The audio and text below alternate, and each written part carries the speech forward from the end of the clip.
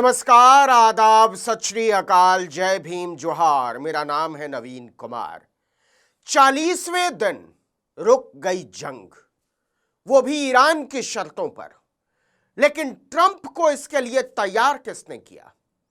इस सवाल पर भारत में भक्तों का चेहरा उतरा हुआ है।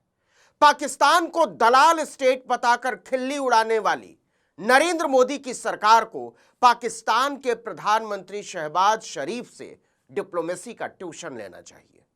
डिप्लोमेसी नरेंद्र मोदी के बस की बात नहीं है, वरना डोनाल्ड माई फ्रेंड की झंडी उड़ाए नरेंद्र मोदी और ट्रंप गुण गाए पाकिस्तान का। यह कैसे हो सकता है? एक भी टीवी चैनल नहीं बता रहा है कि यह भी मोदी का मास्टर स्ट्रोक है। सुधीर चौधरी भी नहीं बता रहा, क्योंकि सबको पता है कि बेंजामिन नेतन्याहू और डोनाल्ड ट्रंप की चमचागिरी में नरेंद्र मोदी ने नए वर्ल्ड ऑर्डर में भारत की साख का बाजा बजा दिया। I present to you my friend, India friend, the president of the United States of America, mister Donald Trump. Israel is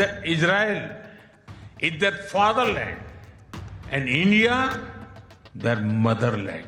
यह कोई डिप्लोमेसी नहीं थी, यह मस्खरापन था। और इतिहास कभी भी मस्खरों को विश्व गुरु नहीं बनाता। विश्व नेताओं की नजरों में उनकी कोई वास्तविक प्रतिष्ठा नहीं होती। जिस दिन मोदी ने ट्रंप और नेतन्याहू के पैरों में भारत की 100 साल की अर्जित प्रतिष्ठा का तर्पण किया था, उसी दिन तय हो गया था कि नई विश्व व्यवस्था में नेतृत्व के दौर से भारत बाहर हो चुका है। और यह भी अजीब है कि इस पर मुहर खुद बेंजामिन नेतन्याहू और डोनाल्ड ट्रंप ने लगाई है, और इस पर ईरान की भी सहमति है। भारत के भक्त पत्रकार पाकिस्तान की कंगाली पर टेलीविजन चैनलों पर शो बनाते रह गए, और पाकिस्तान ने नरेंद्र मोदी को दिखा दिया कि जबरदस्ती विश्व नेताओं के गले पड़ के उनकी पीठ पर धौल जमाकर फोटो खिंचवाने से दुनिया में कोई किसी को बड़ा नहीं मानता। देखिए, यह तो तय था कि अमेरिका और ईरान के बीच जंग रुकनी ही रुकनी है। यह ज्यादा दिन नहीं चल सकती। 40 दिन में नहीं रुकती तो 42 दिन में रुकती, 45 दिन में रुकती, 50 दिन में रुकती, लेकिन रुकनी तय थी। तय केवल इतना होना था कि ईरान किस पर भरोसा करेगा और किस पर भरोसा करेंगे डोनाल्ड ट्रंप। तो ईरान और अमेरिका दोनों ने सार्वजनिक तौर पर कहा है कि हमने पाकिस्तान की मध्यस्थता में यह जंग रोकी है। यह भारत के लिए शर्मनाक है। अमेरिकी राष्ट्रपति डोनाल्ड ट्रंप ने कहा कि यह फैसला पाकिस्तान के प्रधानमंत्री शहबाज शरीफ और आर्मी चीफ आसिम मुनीर की अपील के बाद लिया गया। वहीं ईरान के विदेश मंत्री अब्बास अरागची ने भी कहा कि हम अपने भाई पाकिस्तान के प्रधानमंत्री शहबाज शरीफ और फील्ड मार्शल मुनीर की अथक कोशिशों की वजह से जंग रोकने पर सहमत हुए। हम इसके लिए उनके प्रति कृतज्ञता जाहिर करते हैं। आपको बता दें कि यह वही पाकिस्तान है जिसे भारतीय इतिहास के सबसे निकम्मे विदेश मंत्री तमिल पंडित एस जयशंकर ने दलाल कहा था। पूछना बनता है कि नरेंद्र मोदी की सरकार क्या पाकिस्तान को दलाल बोलने के अपने विदेश मंत्री के बयान पर अब भी कायम है? भारत के लिए यह घोर विचित्र स्थिति है, और इससे कहीं ज्यादा शर्मनाक, क्योंकि नरेंद्र मोदी के दोनों मित्र डोनाल्ड ट्रंप और बेंजामिन नेतन्याहू अपने अपने देशों में ही भयानक विरोध का सामना कर रहे हैं। अमेरिका और ईरान के बीच हुए सीज फायर से नेतन्याहू इजराइल के विपक्षी दलों और नेताओं के निशाने पर है। सांसद येर लैपिड ने प्रधानमंत्री बेंजामिन नेतन्याहू पर बड़ा हमला बोलते हुए कहा कि यह इजराइल के इतिहास की सबसे बड़ी राजनीतिक आपदा है। उन्होंने आरोप लगाया कि राष्ट्रीय सुरक्षा से जुड़े अहम फैसलों में इजराइल को शामिल ही नहीं किया गया। उन्होंने कहा कि सेना ने अपना काम पूरी तरह किया और जनता ने भी मजबूती दिखाई, लेकिन नेतन्याहू राजनीतिक और रणनीतिक दोनों स्तर पर विफल रहे। लैपिड ने साफ कहा कि नेतन्याहू अपने किसी भी तय लक्ष्य को हासिल नहीं कर पाए और उनके फैसलों से हुए नुकसान की भरपाई करने में देश को कई साल लग जाएंगे। उन्होंने आरोप लगाया कि यह स्थिति नेतन्याहू के अहंकार, लापरवाही और रणनीतिक योजना की कमी का नतीजा है। बिल्कुल यही बातें अमेरिका में डोनाल्ड ट्रंप के लिए बोली जा रही। जरा सोच कर देखिए कि किसी युद्ध की स्थिति में भारत में विपक्ष के नेताओं ने प्रधानमंत्री पर इस तरह का हमला बोला होता तो सरकार, फिल्म सिटी के पत्रकार भी उसे गद्दार साबित कर चुके होते। लेकिन दुनिया में भारत की स्थिति नरेंद्र मोदी ने क्या कर दी है, इसका अंदाजा इसी से लगाइए कि जियोपॉलिटिक्स में अपनी पकड़ के लिए सारे देश कोशिश कर रहे थे सिवाय नकली विश्व गुरु के नेतृत्व वाले भारत के। आपको बता दें कि सीज फायर से पहले ट्रंप ने ईरान को चेतावनी दी थी कि अगर होर्मुज स्ट्रेट से जहाजों को सुरक्षित रास्ता नहीं मिला तो वो उसकी पूरी सभ्यता को खत्म कर देंगे। ईरान ने इसकी प्रतिक्रिया में कहा था कि संसार की 6000 साल पुरानी सभ्यता का जवाब देखकर दुनिया दंग रह जाएगी। इसके बाद सारे देश, महत्वपूर्ण देश सक्रिय हो गए थे।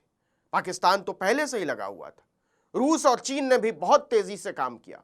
न्यूयॉर्क टाइम्स की रिपोर्ट के मुताबिक यह डील पाकिस्तान की मध्यस्थता और आखिरी समय में चीन की दखल के बाद संभव हो पाई। आपको बता दें कि पाकिस्तान ने 2 हफ्ते के सीज फायर का प्रस्ताव रखा था, जिसे चीन और रूस के कहने पर ईरान ने स्वीकार कर लिया। जरा सोचिए कि पाकिस्तान ने एक प्रस्ताव रखा और उसे ईरान और अमेरिका दोनों ने स्वीकार कर लिया। इजराइल को तो करना ही था, या कहिए करना ही पड़ा। इस समझौते के तहत अमेरिका और इजराइल अपने हमले रोकेंगे, ईरान भी हमले बंद करेगा। इस दौरान होर्मुज स्ट्रेट से तेल, गैस और दूसरे जहाजों की सुरक्षित आवाजाही ईरानी सेना की मदद से सुनिश्चित की जाएगी। चैनलों में बैठे नरेंद्र मोदी के चेले संपादक और चाटुकार पत्रकार कुछ भी हवा बनाएं, लेकिन हकीकत यही है कि दुनिया की राजनीति में पाकिस्तान की स्थिति बहुत तेजी से मजबूत हुई है। नरेंद्र मोदी की तमाम कोशिशों के बावजूद अमेरिका न तो उसे आतंकवाद का समर्थक मानता है और न ही पोषक। उल्टा उसके आर्मी चीफ आसिम मुनीर को पहलगाम आतंकी हमलों का मास्टरमाइंड बताने के बावजूद डोनाल्ड ट्रंप ने सारे प्रोटोकॉल तोड़कर उसका स्वागत किया व्हाइट हाउस में और उसे महान बताया। नहीं बोल सके नरेंद्र मोदी कि डोनाल्ड ट्रंप झूठा है, हमने उसकी मध्यस्थता में जंग नहीं रोकी है। देखिए, ट्रंप ने बताया कि ईरान ने पाकिस्तान के जरिए अमेरिका को 10 पॉइंट का प्लान भेजा है, इस पर आगे बातचीत की जा सकती है। वहीं ईरान की सुप्रीम नेशनल सिक्योरिटी काउंसिल ने दावा किया कि अमेरिका ने उसका 10 पॉइंट का प्रस्ताव स्वीकार कर लिया है।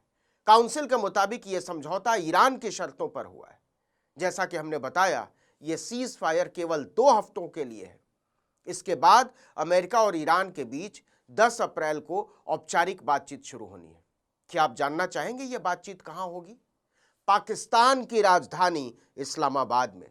तो पाकिस्तान समझौता कराएगा और भारत बैठकर ताली बजाएगा।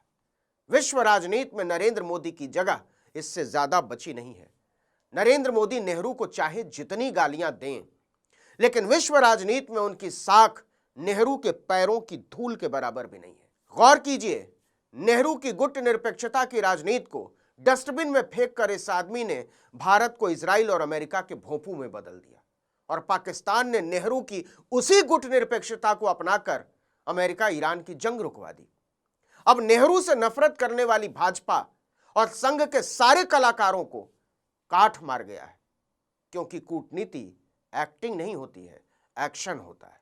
यह पोल खुल चुकी है कि नरेंद्र मोदी ने राजनीतिक जीत के मकसद से पाकिस्तान के खिलाफ ऑपरेशन सिंदूर छेड़ा था, वरना ट्रंप की डांट से उसे अचानक रोक नहीं देते बिना किसी निर्णायक नतीजे के।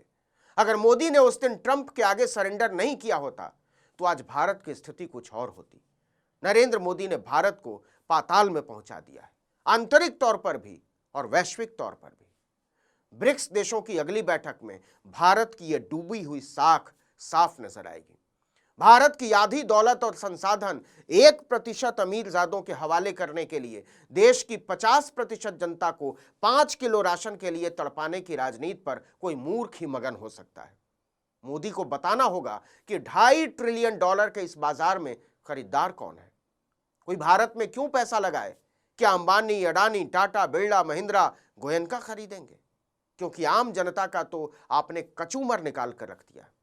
इस पर फिर कभी विस्तार से बात करेंगे, लेकिन आज की स्थिति यह है कि दुनिया की ताकत चीन और रूस की तरफ झुक गई है।